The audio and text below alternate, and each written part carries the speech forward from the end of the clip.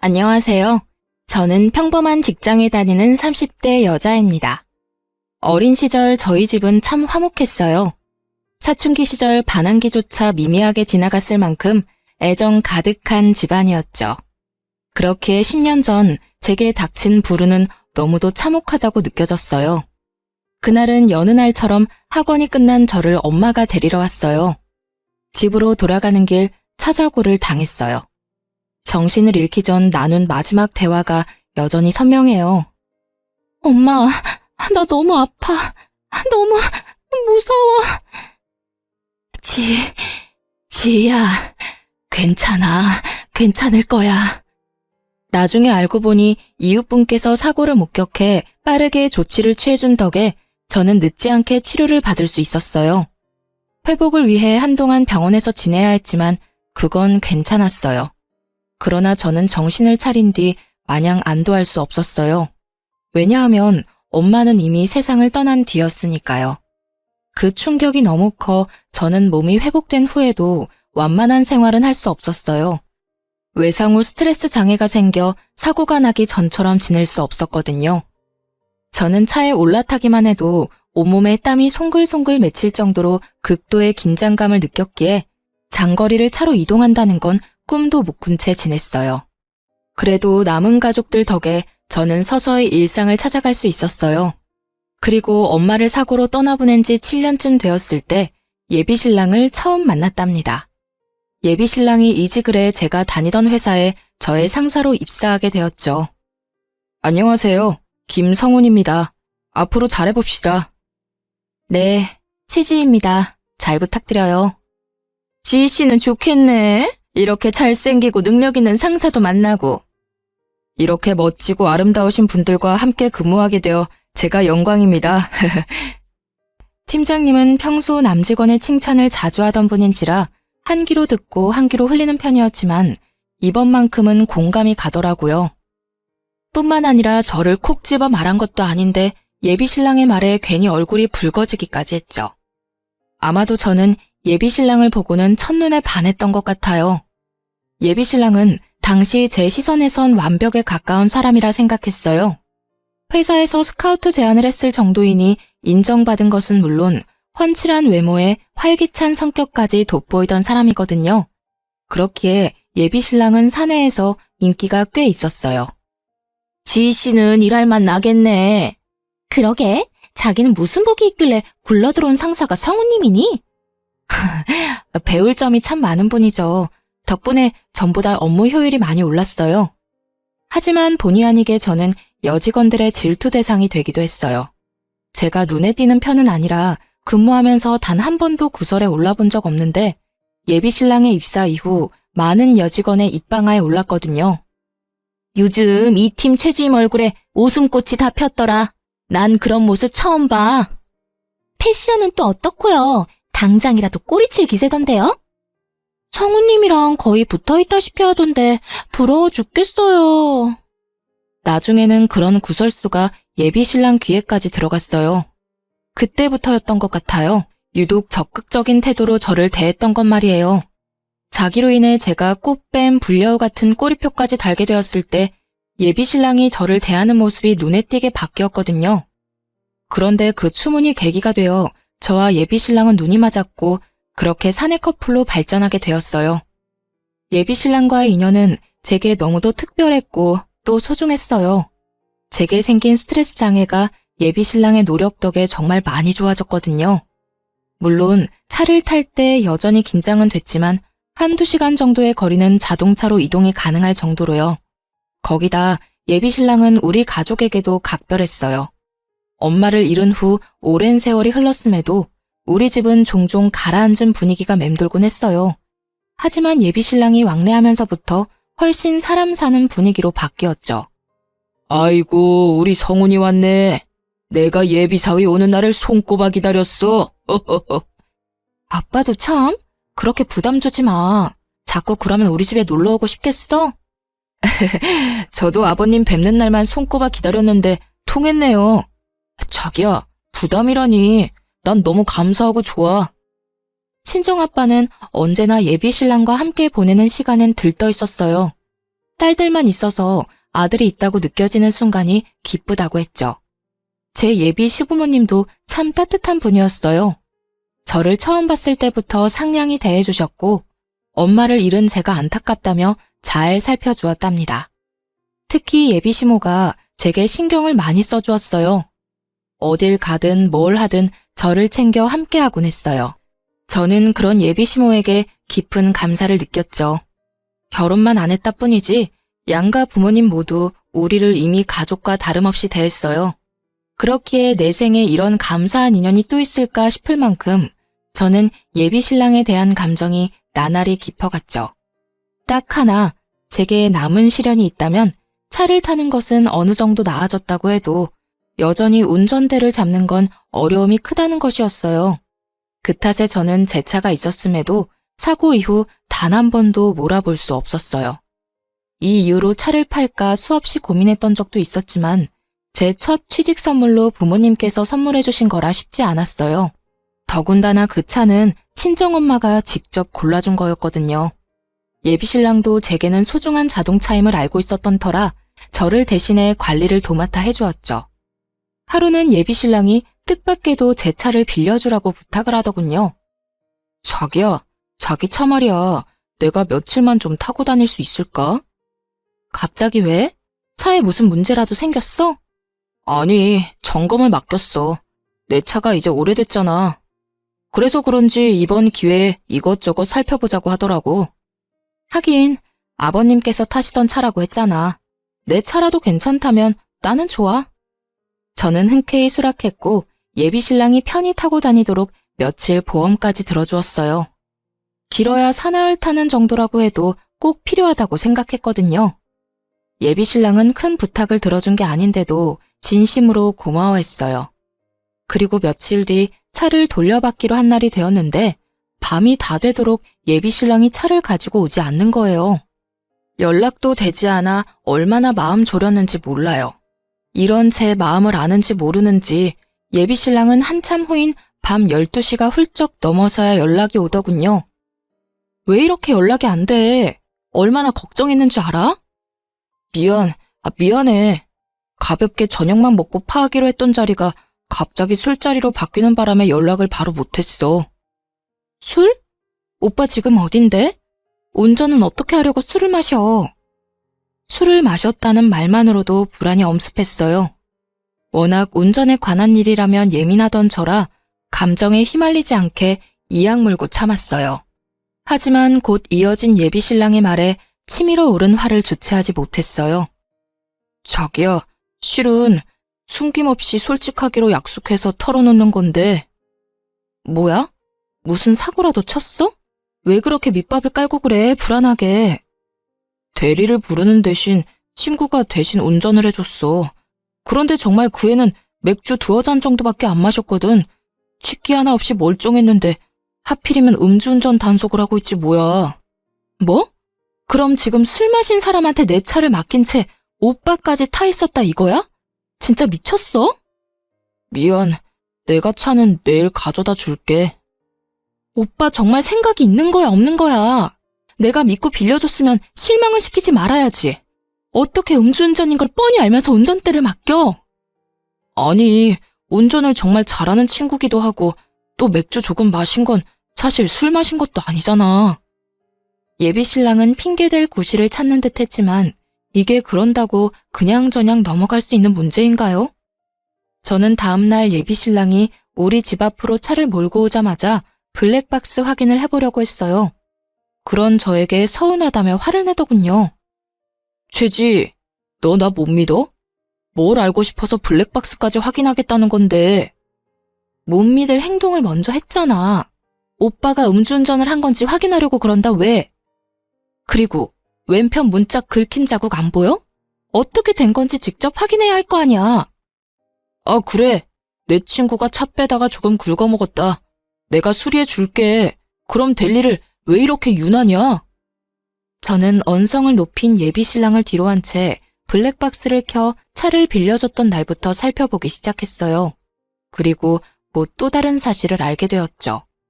예비신랑이 제 허락도 없이 차를 그 친구에게 빌려주기까지 했더군요. 알고 보니 자기 차를 정비소에 맡겼다는 것부터 거짓이었어요. 제게 차를 빌릴 구실일 뿐이었던 거예요. 몰래 제 차를 빌려준 것도 모자라 긁어먹고 또 음주운전까지 맡겼던 겁니다.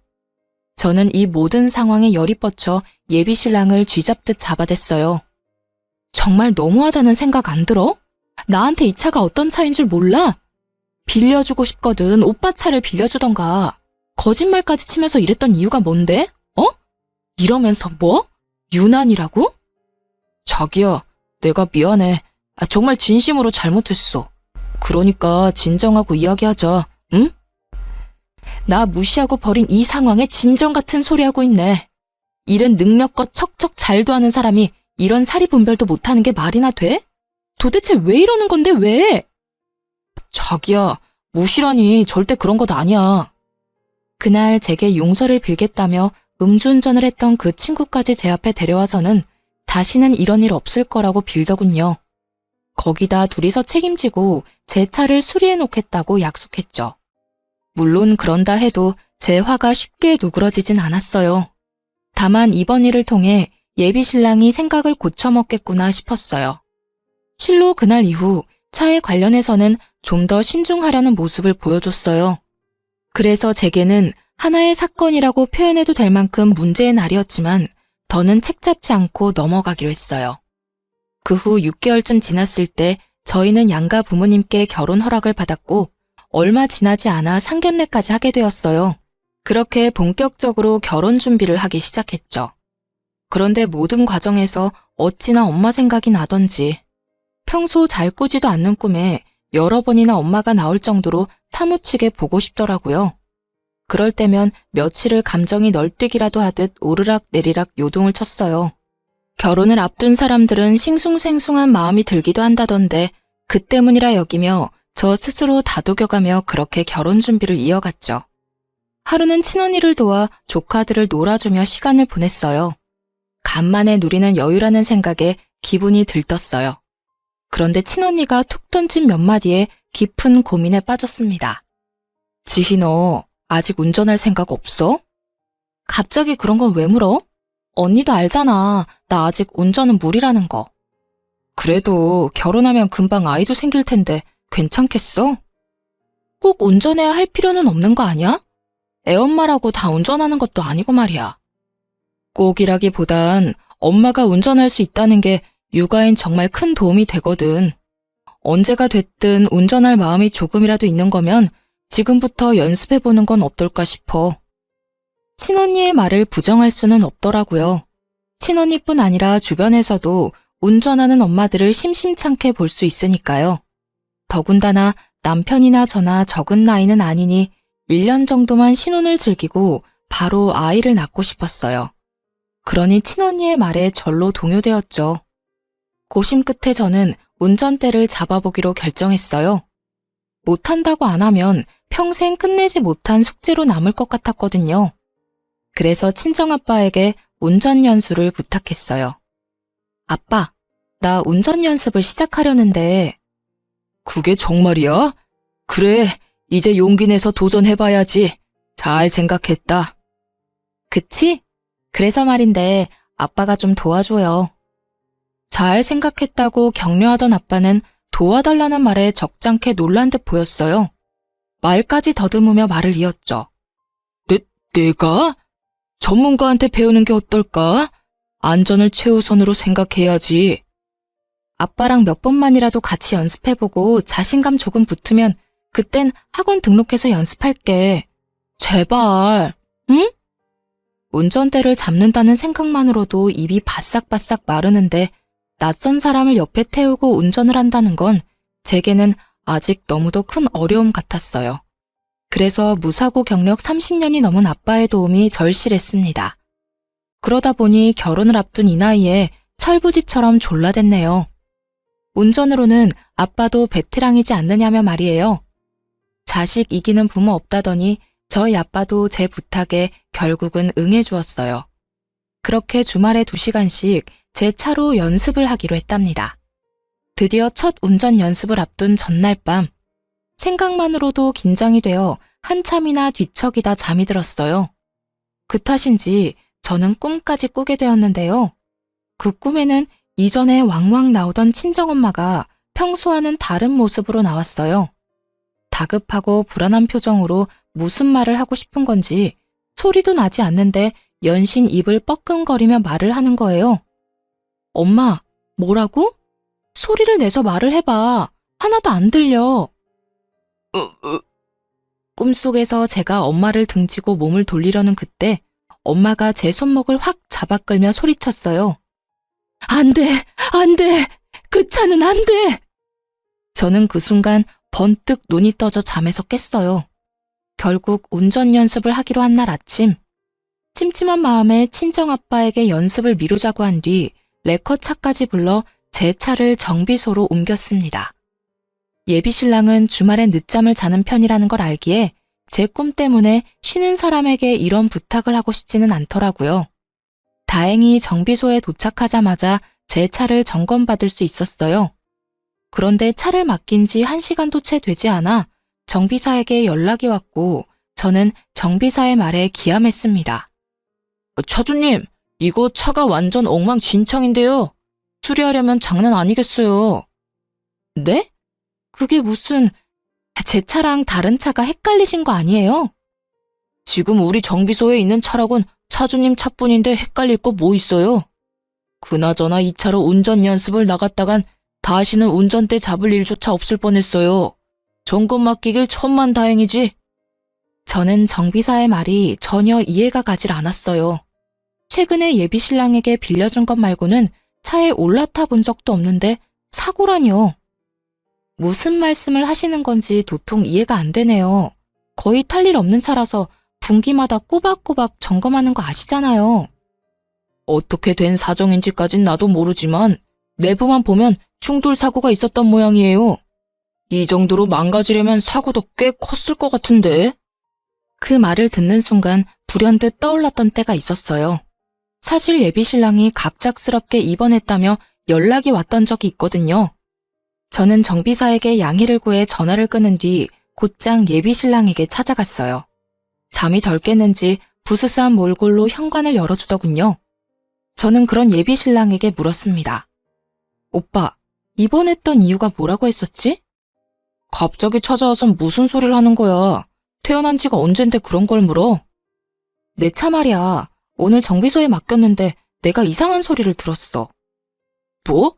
갑자기 정비소에 차를 왜 맡겨? 그걸 어떻게 정비소까지 가지고 갔는데? 예비신랑은 제 차 얘기가 나오자마자 잠이 번뜩 깨는지 놀란 토끼 눈이 되어서는 묻더라고요. 저는 화를 누른 채 정비소에서 들은 이야기를 꺼냈어요. 하지만 예비신랑은 자신이 아니라며 어찌나 잡아떼던지 입원했던 걸 몰랐다면 깜빡 속을 정도였다니까요. 왜 맡겼는지는 중요한 게 아니야. 내가 사장님한테 이상한 소리를 들었어. 차 상태가 안 좋다는데 오빠 뭐 아는 거 없어? 차가 어디가 어떻게 이상하다는데? 설마 너 날 의심하는 거야? 응.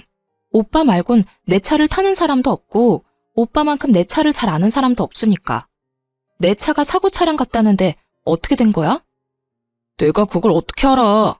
사고 차량이라니 말도 안 되잖아. 그리고 내가 이런 의심이나 받자고 그동안 널 대신해서 관리해준 줄 알아? 이런 대우나 받자고 내가 신경 써준 줄 아냐고. 솔직하게 먼저 털어놓았다면 좋았을걸. 끝까지 잡아떼고 억울하다는 듯 말하는 예비신랑의 태도에 저는 참을 수 없었어요. 혹시나 하는 마음에 정비사와 나눈 통화 내용을 녹음해뒀는데 그걸 이렇게 쓰게 될 줄은 정말 몰랐네요. 저는 예비신랑을 한참 노려보다가 말없이 녹음해뒀던 파일을 재생시켜 들려주었어요. 이래도 억울한 척, 모른 척 할 거야? 운전대도 못 잡는 내가 사고를 냈을까? 빨리 바른 대로 말해. 지희야, 미안해. 정말 계속 숨기려던 건 아니었어.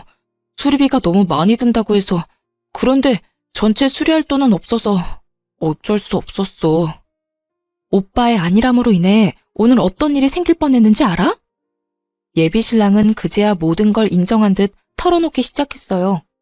저 모르게 차를 몰고 나간 적이 있는데 그때 사고를 당했다고요. 입원했던 것도 전부 그 사고 때문이었다면서요. 당시 제 차가 없어졌다는 사실을 뒤늦게 알게 되어 예비신랑에게 물어봤었는데 그때는 점검일이 다가와 미리 제 차를 가져가 자신이 아파트 단지에 세워뒀다고 했어요. 급작스럽게 입원하게 되어 말을 못했다고요. 저는 바보처럼 그 말을 그대로 믿었네요. 이런 비밀이 숨겨져 있던 건 줄도 모른 채 말이에요.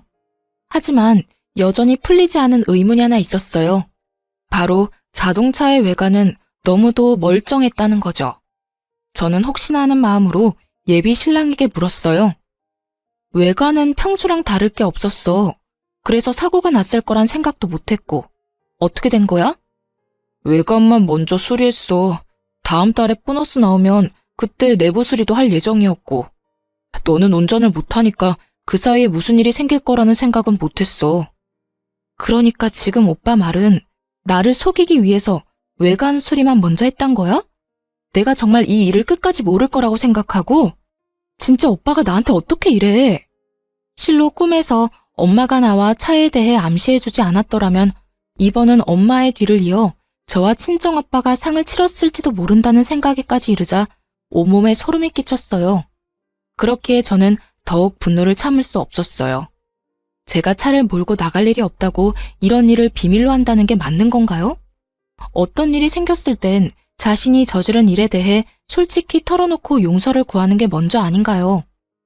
저는 예비신랑을 향한 실망감에 언성까지 높이며 화를 냈어요.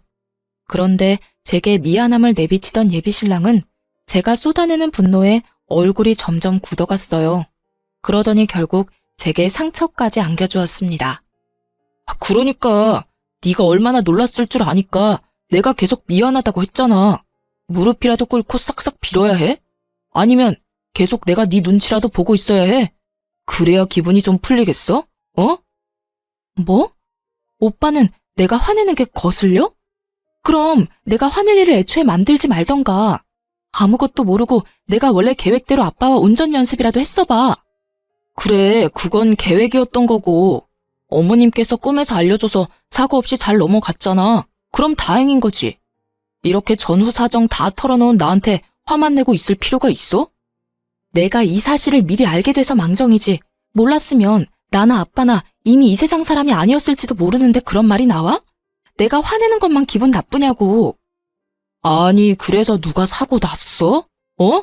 그런 것도 아닌데 왜 오버야? 미안한 마음 싹 사라지게 왜 이렇게 성질나게 하냐 넌? 점점 뻔뻔하다 못해 못나게 구는 예비신랑의 언행에 정이 다 뚝뚝 떨어졌어요. 말로는 안 되는 사람이란 걸 온몸으로 느꼈기에 지금의 제 감정을 딱 10분의 1만큼이라도 느끼게 해주고 싶어졌어요. 그래서 예비신랑의 삐까뻔쩍한 차로 다가가 사이드미러를 아작냈어요. 예비신랑은 외제차를 몰았는데 워낙 차를 좋아해 공들여 관리했죠. 적잖게 놀랐는지 급히 뛰어와 저를 뜯어말리며 노발대발했어요. 너 진짜 미쳤어? 지금 내 차에 뭐 하는 짓이야? 너 이거 수리비가 얼만 줄은 알고 이러는 거야? 내가 알게 뭐야. 너도 한번 당해봐. 이거 놔. 이거 안 놔? 이 정신 나간 게 너 같으면 놓겠냐? 이런 식으로 복수하는 거야 뭐야? 너 원래 이렇게 무식한 애였어? 질리게 왜 이래? 무식? 나도 일자무식한 너랑은 미래를 약속할 가치도 없어. 당장 파혼해. 당장! 저의 파혼 선언에 예비신랑이 벙찐 틈을 타 그의 손을 뿌리치고는 그 길로 택시까지 잡아타고 예비시댁으로 향했습니다. 갑작스러운 제 방문에 예비시댁 식구들은 꽤 놀란 듯 보였어요. 네가 연락도 없이 무슨 일이니? 급한 일이라도 있는 거야? 어머님, 아버님, 저 오빠와 파혼하겠습니다. 이 말 하러 왔어요. 이게 다 무슨 소리야? 너희 싸웠냐? 지희야, 파혼이라니? 결혼 앞두고 왜 이러니? 저는 더 할 말 없어요. 정 궁금하시면 오빠한테 직접 물어보세요. 제 의사를 표명한 뒤 예비 시댁을 나서기 위해 현관을 향해 걸어가는데 예비 시부모님께서 다급히 일어나서는 저를 붙잡았어요. 그 이유는 예비 신랑에게 전해 들은 바도 없고 또 이리도 무례한 태도로 파혼까지 운운했다는 거였어요. 그런 말을 쏟아내는데 어찌나 밉던지 저는 욱하는 마음에 소리치고 말았습니다. 지희 너 우리 무시하니? 파혼이 애들 장난이야? 이유를 말해야 우리도 생각이란 걸 해볼 것 아니야. 애들 장난이 아니니까 하겠다는 거예요. 당신의 아들 때문에 오늘 나와 내 아버지가 하마터면 이승과 작별할 뻔했다고. 그래서 끝이에요. 알겠어요? 제 말에 무슨 뜻이냐며 묻는 예비 시부모님을 뒤로 한 채 저는 그곳을 나와 집으로 돌아갔어요. 하지만 파혼 선언을 했다고 모든 게 끝난 건 아니었어요. 예비 신랑이 수차례나 찾아와서 파혼할 수 없다며 반대했거든요. 자기야, 내가 그때는 경황이 없어서 그랬어. 도둑이 제발 저린다고 나도 딱 그랬던 거지. 그러니까 넓은 마음으로 한 번만 용서해줘. 응? 용서? 오빠가 그랬잖아. 아무도 안 다쳤으니 된 것 아니냐고. 그런데 이제와 무슨 용서? 왜? 이런 일을 버리고도 결혼은 해야겠니? 그게 내 진심일 리 없잖아. 그냥 화나서 홧김에 나온 말일 뿐이야. 어쨌든 입 밖으로 뱉었잖아. 물과 말은 주워 담을 수 없단 거 몰라? 그만 찾아와. 나 오빠랑 더 할 말 없어. 예비 신랑에게 찾아오지 말라고 하자 나중에는 예비 시모까지 저를 찾아와 설득하려 했어요. 하지만 좋은 관계였을 때만큼 저를 위하진 않으시더군요. 지희야, 우리가 좀 돈독했니? 나도 다 이야기 들었어. 네가 얼마나 놀랐겠니?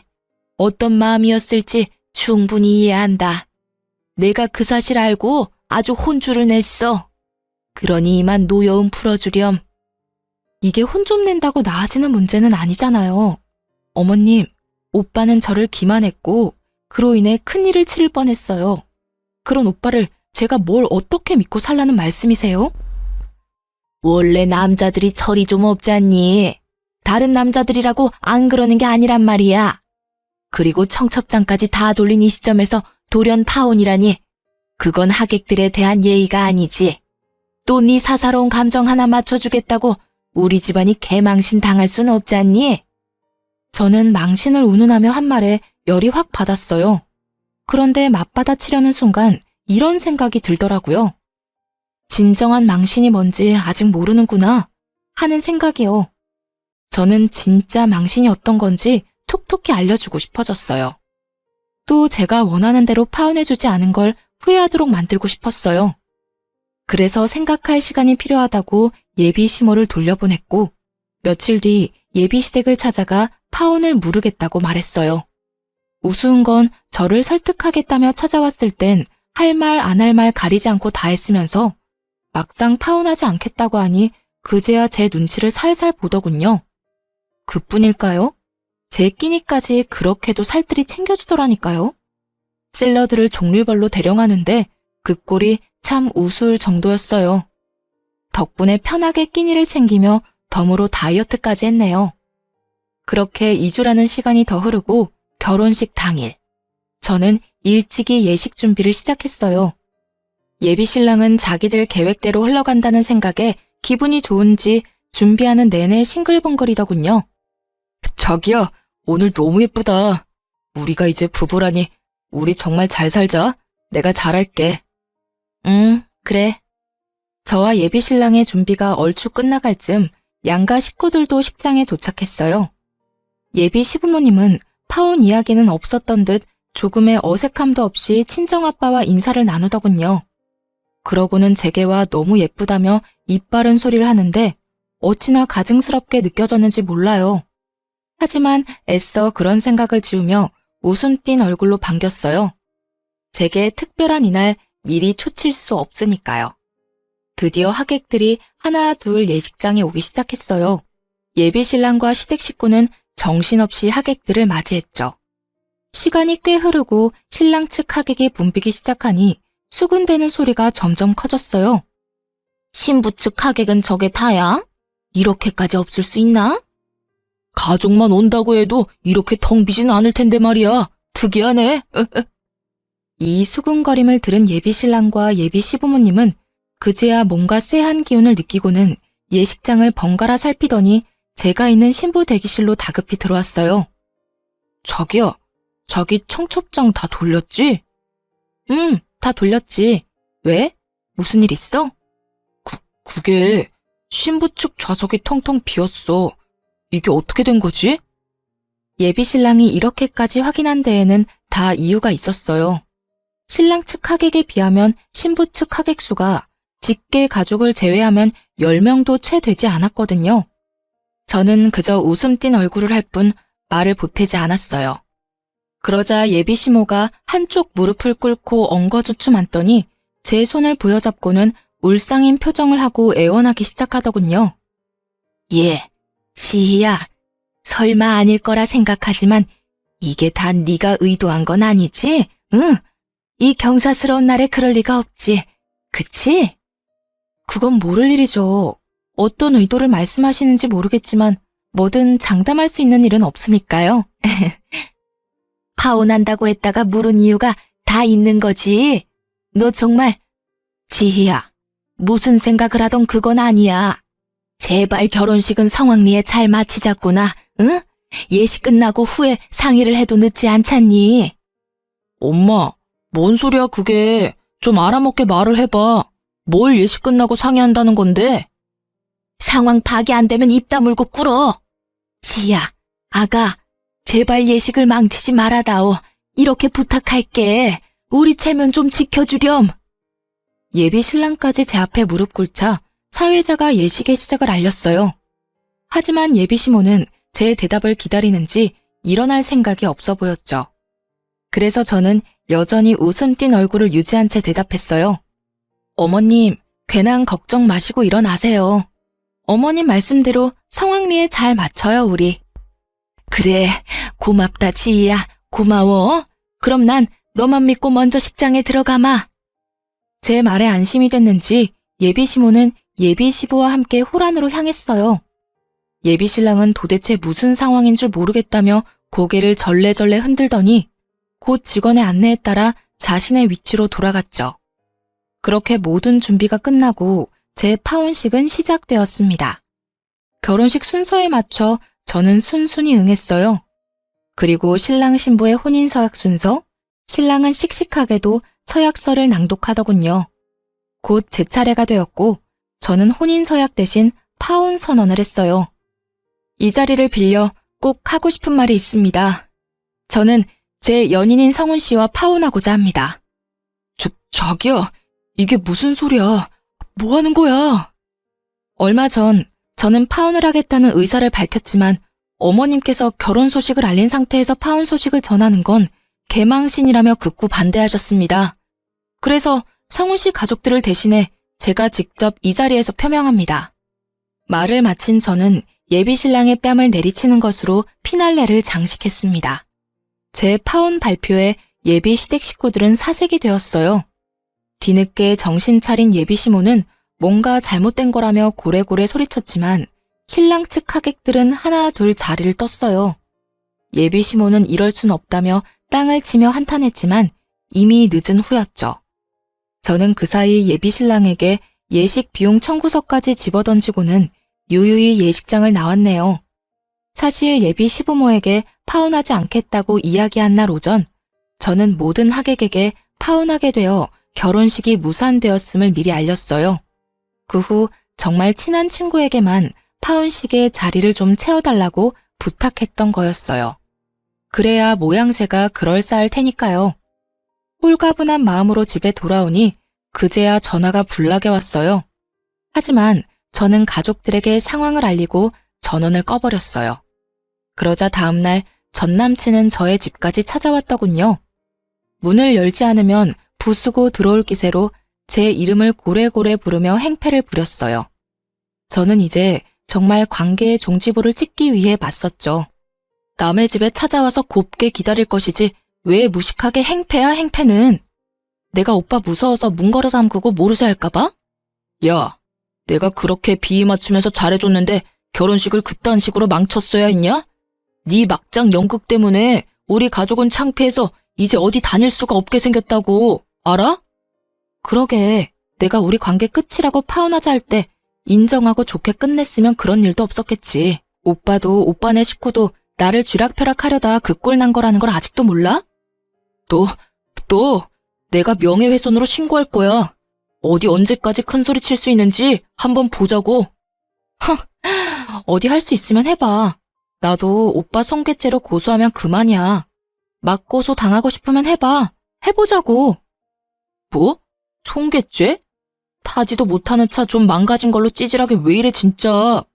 그깟 차 수리비 주면 될 거 아니야, 주면. 내가 저번에도 말했지. 보너스 나오면 고쳐준다고. 괜히 트집 잡을 거 없으니까 차 들먹이는 거 누가 모를 줄 아냐? 전 남친은 제가 맞고소 이야기를 하고부터 분개해서는 입에 담기 거북한 말들까지 쏟아냈어요. 하지만 저는 아랑곳하지 않고 태연스럽게 말했어요. 차 들먹인다는 소리에서 하는 말인데 10년 전에 지금 같은 교통법이 있었다면 너 같은 자식은 방조죄로 처벌받았을 텐데 참 아쉬워. 그치? 그건 또 무슨 말도 안 되는 소리야? 내가 방조죄로 처벌받을 일이 뭐 있다고 정신 나간 소리까지 짓거리는 건데 너 진짜 돌았냐? 제 말의 의미를 모른 채 광분에서는 오만상을 하고 난리를 쳤어요. 저는 그런 전남친의 꼴 같지 않은 모습을 봐줄 수 없더군요. 그래서 조용히 핸드폰을 꺼내들고는 한 파일을 재생시켰어요. 금방이라도 저를 어떻게 할 것처럼 위협적이던 표정과 행동이 일순간 사그라들더니 곧 전남친의 낯빛이 창백해졌어요. 네가 이걸 어떻게 가지고 있어? 세상에 평생 가는 비밀이 어딨겠어. 이래서 나쁜 짓 하고 못 사는 거야. 결국 이렇게 다 들통나니까. 그 녹음 파일은 10년 전 엄마와 제가 타고 있던 차가 사고 났을 당시 나오지 않았던 증거자료이자 교통사고를 낸 가해자의 대화가 담긴 파일이었어요. 제가 어떻게 이 자료를 가지고 있었냐고요? 어쩌면 이 모든 게 하늘의 뜻이었을지 몰라요. 사실 결혼식 당일 아주 이른 시간 저를 찾아온 사람이 있었어요. 그 사람은 바로 교통사고를 낸 가해자였습니다. 그 사람은 긴 세월 한 진실을 숨긴 채 살아왔더군요. 그리고 그 진실을 돌고 돌아 10년 만에 알게 되었네요. 그 사람은 제 전남친과 절친이었던 친구이자 또 그 사고로 인해 절교까지 하게 된 사이였다는 걸요. 전남친의 친구는 예식 준비를 하는 제게 전남친이 없는 틈을 타 다가와서는 대뜸 이렇게 말했어요. 혹시 오래도록 한 번호만 쓰고 있는 게 맞다면 곧 파일 하나를 받아보게 될 거예요. 부디 꼭 예식장에 들어가기 전에 확인하시고 이 결혼에 대해 심사숙고해 보길 바래요. 그러고는 제가 무슨 말을 하기도 전에 호련히 사라졌어요. 정말 그 사람의 말처럼 곧 문자로 파일 하나가 왔고 저는 화장실을 핑계로 짬을 만들어 파일을 확인했어요. 아주 낯익은 전남친의 목소리와 낯선 목소리가 번갈아 흘러나왔죠. 성훈이 너 정말 그 여자랑 결혼까지 할 작정이야? 무슨 질문이 그러냐? 내 결혼 계획에 문제라도 있는 것처럼? 너랑 교제하고 있는 그 여자 10년 전 우리가 낸 교통사고 피해자 중 한 명이잖아. 그 여자는 이 사실을 알고는 있어? 야, 알고 있으면 우리가 연애를 어떻게 하냐? 너 어디 가서 이런 말 하지 마라. 알겠냐? 그리고 우리라니 난 그냥 네 옆에 앉아 있었을 뿐이잖아. 말 조심해. 야, 말은 똑바로 해야지. 그때 네가 장난친다고 핸들을 오른쪽으로 잡아당기는 바람에 충돌한 거 잊었어? 평생 죄스러운 마음으로 살아도 모자랄 판국에 그 여자랑 결혼이라니. 정말 사랑해서 결혼하려는 건 맞아? 성훈이 너 도대체 무슨 생각인 거야? 이 맹추 같은 게. 넌 이 나이 먹도록 사랑 타령이냐? 걔 엄마 앞으로 돈이 꽤 나왔는데 자식들한테 그 돈을 분배해줬더라고. 근데 내 여친이 재테크로는 기가 막히거든. 벌써 그 나이에 재테크로 모은 돈이 장난 아니야. 그러니 내가 과거 운운할 여유가 있겠냐? 무슨 수를 써서든 잡아서 내 옆에 앉혀놔야지. 내 여친이 곧 내 노후인데. 과거 따위 너랑 나만 잊고 살면 죽을 때까지 아무도 몰라. 네, 제가 당한 교통사고의 원인은 바로 전남친의 장난 때문이었어요. 핸들만 당기지 않았어도 아찔한 상황이 생겼을진 몰라도 제 엄마의 목숨까지 앗아가는 큰 사고는 면했을지도 모를 일이었던 거죠. 거기다 저와 결혼하려는 이유가 제가 모은 재산 때문이었다뇨. 엄마에게 배운 경제관념이 만들어준 지금의 저, 아니 그런 제가 모은 돈이라는 배경 때문에 사고 피해자라는 걸 알고도 묵인했고 또 결혼까지 결심했다니. 전남친은 제가 만난 사람 중 가장 사악하고 끔찍한 악마처럼 보였어요. 그래서 그 자리에서 전남친의 멱살을 잡아채 막무가내로 흔들며 난리를 쳤죠. 넌 사람도 아니야, 이 자식아. 어떻게 내가 네가 동승했던 차에 치인 피해자라는 사실을 알고도 여태 모른 척하고 나와 내 가족을 속일 수 있어? 이건 오해야. 아니, 모함이라고. 내가 저런 말을 했을 리 없잖아. 그럼 오빠 목소리와 똑같이 흘러나오는 저 사람은 뭔데? 뭐냐고. 아니라고 부인을 하려거든 좀 정성스럽게라도 하던가. 저는 한참을 전 남친에게 막말을 퍼부었어요. 그래도 분이 풀리지 않아 친정 식구와 전 예비 시모에게 꼭 밝힐 일이 있으니 당장 제 집으로 와달라 연락까지 했어요. 친정아빠와 전 예비 시댁은 다 근거리였던 터라 모두 한 곳에 모이는 데까지 시간은 얼마 걸리지 않았어요. 전 예비 시모는 불쾌함을 드러내며 격양된 목소리로 저를 채근했죠. 네가 말한 밝힐 일이란 게 뭐냐? 피차 얼굴 마주하고 있을 사이는 아니니 빨리 하고 끝내. 그리고 넌 내가 가만 안 둘 테니까 각오하는 게 좋을 거야. 저는 전 남친의 만류에도 곧바로 녹음 파일을 틀었어요. 10년 전 사고를 알고도 모른 척 저와 결혼하려던 사실이 모두에게 밝혀지자 친정아빠는 분노에 전 남친의 멱살을 잡고 얼굴을 수도 없이 내리쳤어요. 잔뜩 겁에 질린 전 남친은 그제야 제 앞에 무릎을 꿇었죠. 그리고 전 예비 시모도 더 설 자리가 없게 되자 그제서야 우리 가족에게 굴복해 그들은 하루 꼬박 손이 발이 되도록 싹싹 빌어댔어요. 하지만 개버릇 남 못 준다고 비는 그 순간에도 알량한 자존심은 챙기고 싶었는지 전 예비 시모가 이러더군요. 옛날 일이고 사고를 낸 사람이 제 아들이 아니란 건 변함없어요. 당시 제 아들에게 죄를 묻지 않은 건 다 그만한 이유가 있기 때문이겠죠. 돈 때문에 지희와 결혼까지 하려 했고 그 사실을 알고도 묵과한 것에 대한 사죄를 드리는 겁니다. 지금 시시비비를 가려보자 이거예요? 어머님, 아니, 이제 아줌마라고 해야 맞나? 아줌마 죄를 묻지 않을 이유가 있던 게 아니에요. 그냥 아줌마 아들이 요리조리 잘 피해간 잠재적 범죄자일 뿐이지. 이 양반이 입만 살아가지고. 이보시오, 지금 법대로라면 음주운전 차량에 동승한 사람도 처벌 대상이라는 걸 몰라서 짓거리는 거요? 그리고 분명히 녹음 파일에 저 자식이 핸들을 꺾었다고 하잖아. 부모라면 언제고 자식 편이라지만 죄 지은 자식 두둔하는 게 옳은 거요? 남의 귀한 자식 범죄자 취급하지 마세요. 살면서 사소한 잘못도 안 하고 사는 사람이 있답니까? 그리고 벌써 공소시효도 지난 옛날 일로 왜 이렇게 구차하게 구는 건지 원. 돈 보고 비밀을 숨긴 것은 인정하지만 그날의 일은 그만 끄집어내셔요. 아, 그럼 아줌마, 이건 어때요? 당신 아들이 몰래 끌고 나가 아작낸 제 차, 사고 났던 거 숨기려고 겉만 번지르르하게 고쳐놨잖아요. 이건 어떻게 하실 건데요? 이 사람은 보너스 나오면 고쳐준다고는 했지만 파혼까지 한 마당에 제가 그 말을 어떻게 믿어요? 그냥 깔끔하게 법대로 해요. 이전에 처벌받지 못한 거 덮어두고 새로운 죄목으로 법의 심판을 받으면 되겠네요. 그건 우리가 당장이라도 변상할게. 지희야, 법이라는 게 합의가 되지 않았을 때 필요한 거잖니? 너만 괜찮다면 우리가 주마. 새 차를 바꾼다면 그 값만큼 전부 줄게. 제발 다 끝난 마당에 지저분하게 헤어지진 말아주렴, 응? 제가 지금 수리비가 없어서 이래요? 그 차는 제게 정말 소중하다고요. 10년 전 떠나보낸 엄마와의 추억이 깃든 거라고요. 그런데 당신 아들이 다 엉망으로 만들었다고. 그걸 책임지란 말이야, 그걸. 미안하다. 그건 정말 미안해. 내가 어떻게 해주면 되겠니? 법적으로 하겠다고 무섭게 굴지만 말아주렴.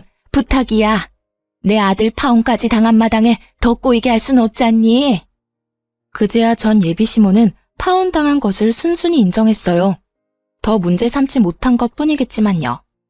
그리고 더 나아가 전 남친이 망가뜨린 제 차에 대해 기존 수리비의 5배의 비용을 물어줘야 했어요. 제가 법대로 하자고 할까봐 먼저 발벗고 나서기까지 하더라고요. 법적 다툼만은 봐달라며 애원하면서 각서까지 썼으니 말이에요. 겉모습만으로는 상대를 파악하기 어렵다는데 훤칠하고 능력 있는 전 남친의 모습에 빠져 이사달이 날 때까지 콩깍지가 씌었었구나 하는 생각마저 드네요. 지금은 파혼한 지 1년 반이라는 시간이 훌쩍 지났어요. 1년 전만 해도 전 남친의 소식이 심심찮게 들렸답니다. 우리의 파혼을 계기로 동창들 사이에서 돈 보고 결혼하려다 덜미가 잡힌 파렴치한이 된 듯 하더라고요. 제게까지 그 소문이 전해진 걸 보면 아마 전 남친은 동창회에는 얼굴 들고 다니진 못하지 싶어요. 그 소식을 마지막으로 전 남친에 관한 소식은 끊겼어요. 다시는 마주칠 일이 없길 바랄 뿐이죠. 꽤 긴 시간이 흐른 지금 저는 운전을 꽤 잘하게 되었어요. 파혼 사건을 계기로 엄마가 늘 우리 가족을 곁에서 살펴주고 있다는 것을 실감하게 되어 용기가 많이 났거든요. 제 첫 차였던 사고 차량도 잘 처분했어요. 수리비로 받게 된 비용으로 더 좋고 안전한 차로 바꾸게 되었거든요. 제 결혼은 찬란하지 못하고 끝이 났지만 그 덕에 저는 더욱 윤택한 삶을 살 수 있게 된 것 같아요. 내쳐야 하는 사람을 바로 알고 저를 위한 삶으로 채워갈 수 있게 되었으니까요. 비록 쉽게 잊혀질 기억이 아니지만 결혼에 대한 부정적인 생각이 들거나 하진 않아요. 그렇기에 언젠가 정말 선한 사람을 만나 사랑을 하게 된다면 제 부모님이 아름다운 사랑을 나눴던 것처럼 저도 그런 깊이 있는 사랑을 하고 행복한 가정을 이룰 거예요. 마지막으로 하늘에서 지켜보고 있을 엄마와 먼 훗날 재회를 하게 되었을 때 엄마 덕에 내 삶은 평안했다고 고맙다고 말해주고 싶네요. 그럼 시청자분들의 안녕을 기원하며 이만 마칩니다. 긴 사연 들어주셔서 너무 감사합니다.